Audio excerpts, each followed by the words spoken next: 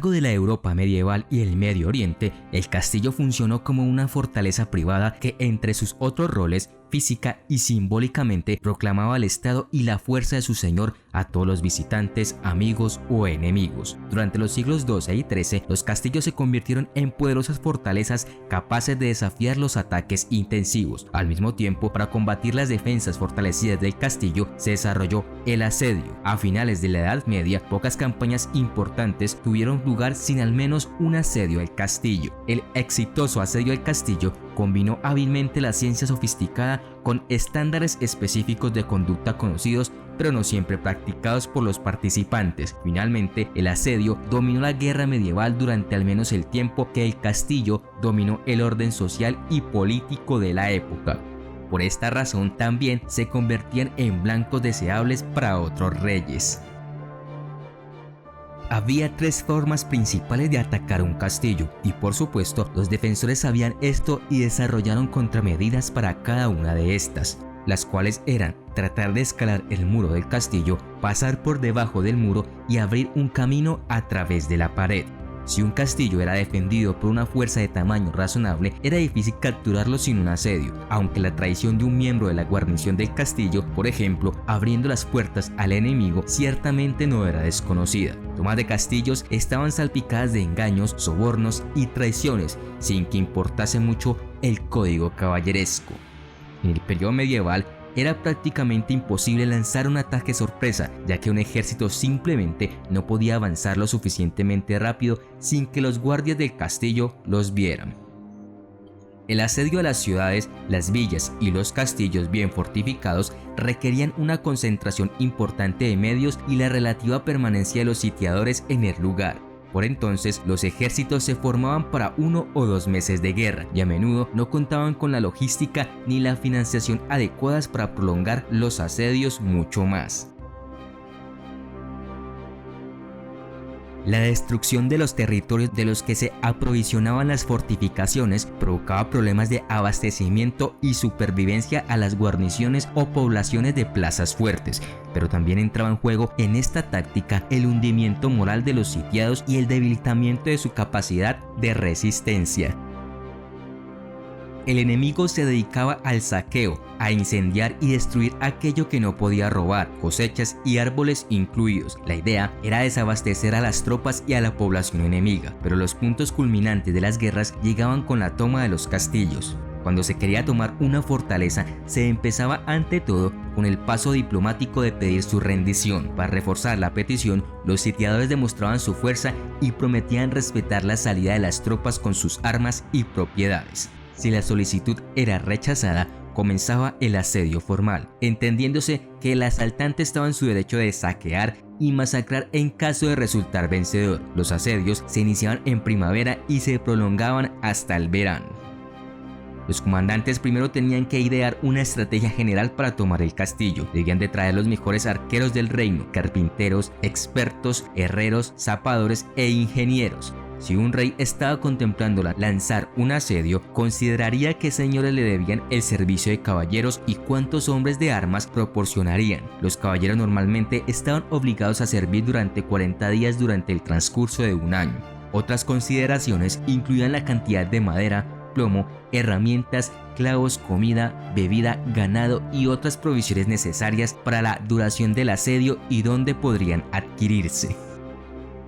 Una variedad de catapultas o armas de asedio se desarrollaron durante la Edad Media para disparar piedras, bolas de fuego u otros objetos como ovejas muertas, ganado o víctimas de la peste en las paredes del castillo o en el castillo mismo.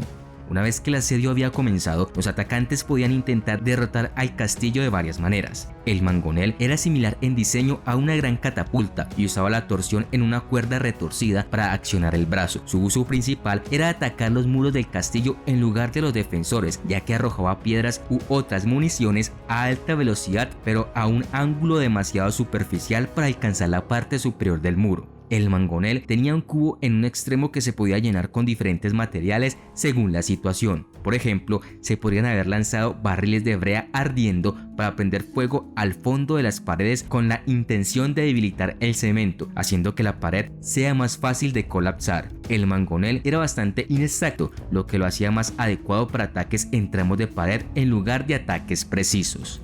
El trabuco fue un desarrollo posterior y suplantó al mangonel debido a su mayor potencia y precisión. También era más flexible, capaz de golpear las paredes del castillo y de levantar objetos sobre las paredes para atacar el interior del castillo. Usaba un contrapeso para conducir el brazo, proporcionando más potencia que la cuerda retorcida utilizada por los mangonels. Los registros del uso del trabuco sugieren que el más grande podría disparar rocas de hasta 1500 kilogramos y podría alcanzar una tasa de fuego de una piedra cada 15 segundos. El trabuco era el más avanzado de las armas de asedio y no fue reemplazado hasta la llegada de la pólvora. Dado sus enormes dimensiones, es probable que se hayan desglosado para el transporte o se hayan ensamblado completamente en el sitio. Un ariete estaba diseñado para romper las puertas o muros de un castillo a través de fuertes impactos repetidos. Los primeros arietes eran grandes troncos de árboles que se llevaban a mano y se estrellaban contra la pared lo más fuerte posible. Más tarde se construyeron arietes más sofisticados con ruedas que encerraban el ariete bajo un techo a prueba de flechas. Esto permitió al atacante mover el ariete cerca de la pared o puerta protegida de los defensores. El ariete en sí mismo estaría colgado de cadenas o cuerdas que le permitirían girar libremente. Los arietes fueron más efectivos contra puertas de madera o paredes de piedra blanda. La piedra más dura, como el granito, era mucho más resistente, de manera tal que tardaba mucho más tiempo para perforarla. Una torre de asedio es una torre móvil generalmente construida de madera que brindaba protección a quienes atacaban al castillo y les permitía acceder a las paredes. La torre a veces estaba cubierta con pieles empapadas de agua para reducir el riesgo de incendio provocado por flechas de fuego. Las torres se hicieron más grandes y más sofisticadas con los años. En el momento del asedio del castillo de Kenilworth en 1266, las torres en uso podían contener hasta 11 catapultas y más de 200 arqueros cada una. Las torres de asedio cayeron en desuso con el desarrollo del cañón. El cañón fue capaz de romper los altos muros del castillo, eliminando la necesidad de que los atacantes ingresaran al castillo por encima de los muros.